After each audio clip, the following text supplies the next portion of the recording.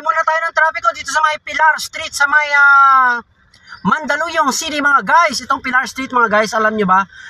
Kung kayo ay mag-shortcut mula sa Quezon City, bound to San Juan, going to Mandaluyong, going to Makati City, itong dadaanan nyo mga guys. Maraming nag-shortcut dito mga guys, no? Yung ibang mga motorista ay dumadaan sa may EDSA, pero ito mga guys, yung ibang mga motorista natin, mga wais, mga magagaling hanap ng mga magagandang kalye mga guys. Ayan, mula sa may Quezon City, bound to Makati City, itong dinadaanan mga guys. Okay, papasok kayo ng Wilson, papasok kayo ng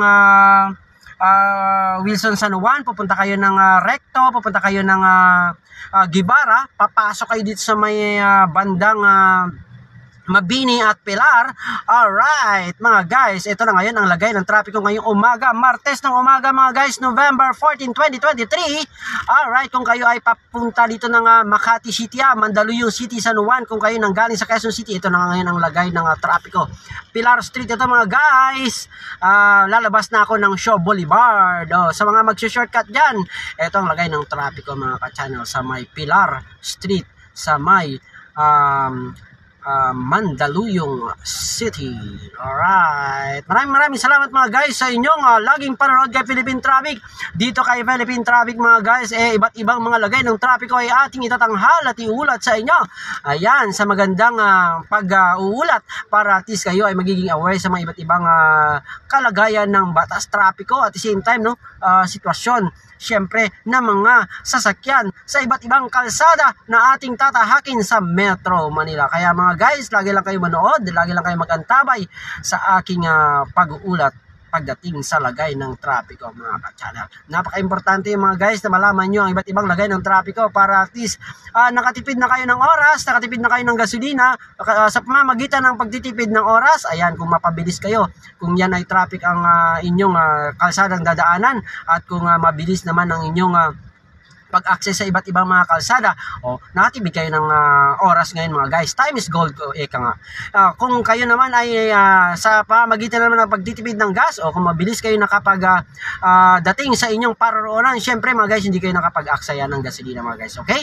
Yun ang kahalagahan ng ating pagtitipid, oras, gasolina. Syempre mga guys, busy tayo lagi sa ating mga appointment, kaya kailangan natin na mag-save ng oras. Alright? Kaysa ang ating oras kung makapagtipid tayo, maaga tayo makapagpahinga, hindi tayo hassle sa oras, makapag-isip tayo kung anong ating sasabihin sa ating mga ka-appointment, ka-business meeting mga guys. Alright, kung ano man yung ating mga activity sa mga araw na yan, lalong-lalo mga motorcycle riders, syempre mga guys, ayan mga motorcycle riders, kaya lagi nagmamadali yan kasi sila ay natatraffic, sila ay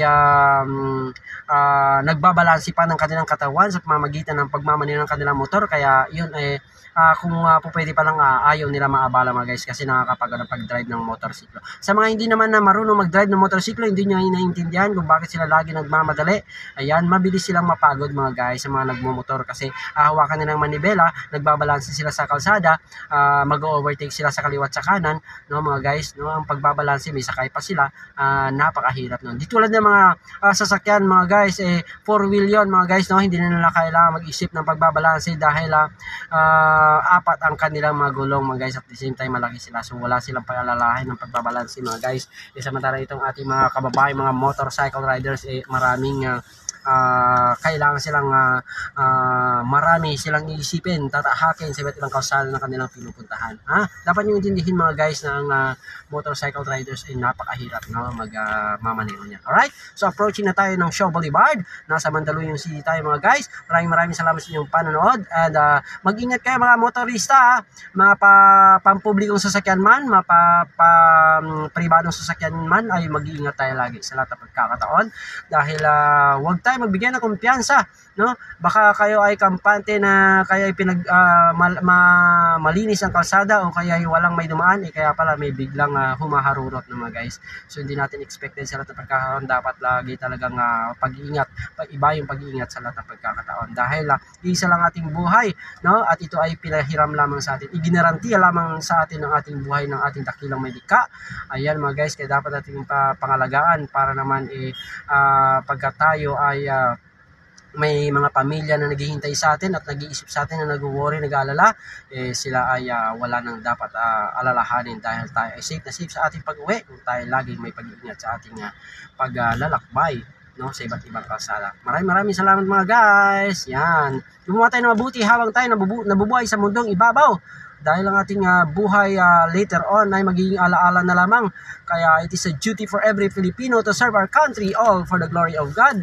At kayo ay magmalasakit sa ating bayan at gumawa, maggampanan ang ating tungkulin bilang isang mamamayang Pilipino. Ayan.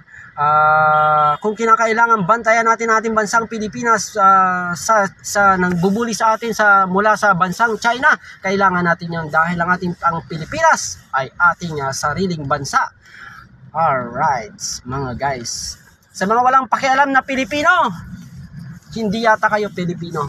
Dahil it is a duty. Lagi niyong tandaan, it is a duty for every Filipino to serve our country, all for the glory of God. Ilang beses ko na inuulit-ulit yan. Kaya nga, bayan muna bago ang sarili. Okay? Ayan, tatandaan natin yan mga guys. Wag lang sarili natin ang ating iniisip. Kasi ang ibang walang pakialam. Mabuhay lang sila sa mundong ibabaw, makakain lang. Yun lang talaga importante sa kanila. Hindi sila nagmamalasakit sa bayan nila. Ang bayang minamahal, ang bayan ng perlas ng silanganan, ang bansang Pilipinas.